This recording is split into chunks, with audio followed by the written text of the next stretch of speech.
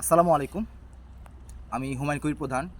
প্রিয় দর্শকবৃন্দ, আপনারা সকলেই জানেন যে আমি অফিসের কাজে বিভিন্ন জায়গায় ভ্রমণ করে থাকি এবং সেই সুবাদে ভ্রমণ করতে করতে যদি কোনো ঐতিহাসিক স্থান আমি পেয়ে যাই তাহলে আপনাদের সাথেও শেয়ার করার চেষ্টা করি।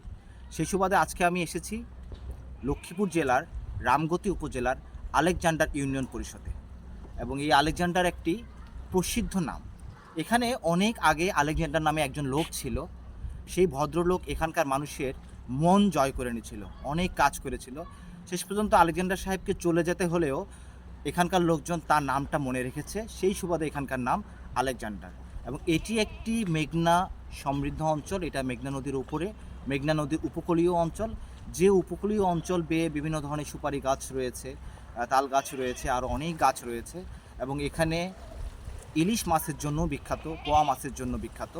পাশাপাশি আমি যে এখানে অবস্থান করছি এটা একটি লঞ্চ ঘাট, আপনারা দেখতে পাচ্ছেন। এটি হচ্ছে আলেকজান্ডার ইউনিয়ন পরিষদের লঞ্চ ঘাট। এখানে ইউনিয়ন পরিষদ রয়েছে, পৌরসভা রয়েছে, স্বাস্থ্যসেবার জন্য হাসপাতাল রয়েছে, সব কিছুই একসাথে রয়েছে।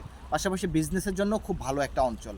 তো যেহেতু দুপুরবেলা আমরা এসেছি, দুপুরবেলা এখানে সাধারণত সমস্ত দোকানপাট বন্ধ থাকে, যার কারণে খাওয়ার পরে বিরতির সময়টিতে আমি আপনাদের সাথে একটু আলোচনা করার সুযোগ পেলাম। আপনারা দেখতে পাচ্ছেন যে আলেকজান্ডার চমৎকার একটি এলাকা এবং খুবই সুন্দর। আমার চারপাশটা খুবই সুন্দর। এখানে আসলে মন ভালো হয়ে যাবে। নদীর পানির শব্দ শোনা যাচ্ছে, জোয়ারের সময় জোয়ারের মজা আছে, আবার কখনো ভাটা নেমে যায়।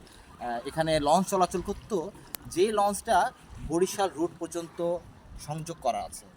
আর আপনারা যদি এই আলেকজান্ডার ঘুরতে আসেন মূলত, তাহলে আপনাদের জন্য দুইটা রাস্তা রয়েছে। যেহেতু নোয়াখালী এবং লক্ষ্মীপুর এই দুইটারই সংযোগস্থল হচ্ছে এই আলেকজান্ডার, সুতরাং আপনি যদি নোয়াখালী থেকে আসেন তাহলে সোনাপুর হয়ে সরাসরি আলেকজান্ডার রাস্তা পেয়ে যাবেন, অথবা যদি লক্ষ্মীপুর হয়ে আসেন তাহলে সরাসরি লক্ষ্মীপুর থেকে রামগতির আপনারা গাড়ি পাবেন এবং এখান থেকে হেঁটে আসা যায়। রামগতি পৌঁছার পরে এই আলেকজান্ডারে হেঁটে আসা যায়।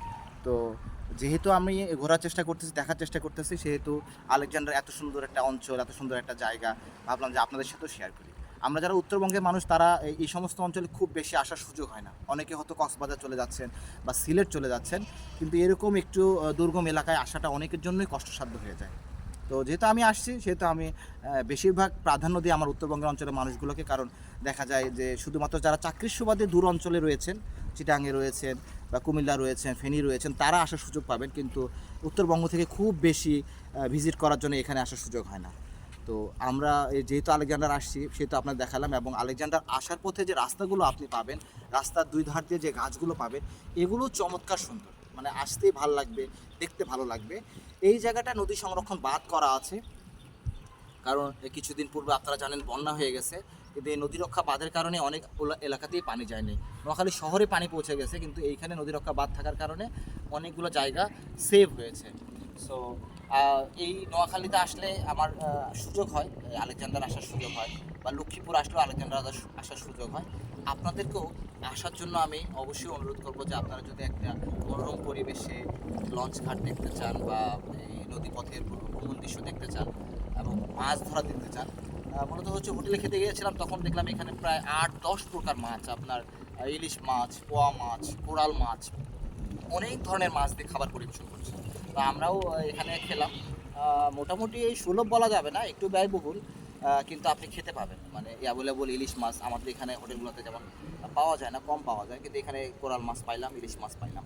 পাশাপাশি ব্যবসার জন্য সমৃদ্ধ, এখানে প্রচুর সুপারি গাছ রয়েছে। লক্ষ্মীপুর দিয়ে আপনি যখন আসবেন তখন প্রচুর সুপারির গাছ দেখতে পাবেন। এবং এই দুই অঞ্চল ভেদে যে ব্যবসা বাণিজ্য হয়, এই ব্যবসা বাণিজ্য কেন্দ্রিক অনেক ভালো বড় পরিসরে ব্যবসা হয়। তো এই হলো এখানকার মূলত অবস্থা।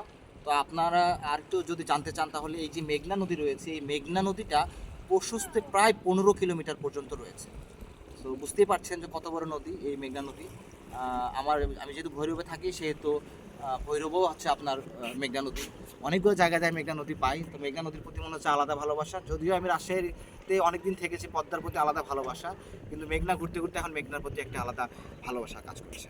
তো সবাইকে আবারও এই লক্ষ্মীপুর জেলার রামগতি উপজেলার আলেকজান্ডার আসার আমন্ত্রণ জানিয়ে আজকের মতো বিদায় নিচ্ছি। ধন্যবাদ সবাইকে। আসসালামু আলাইকুম।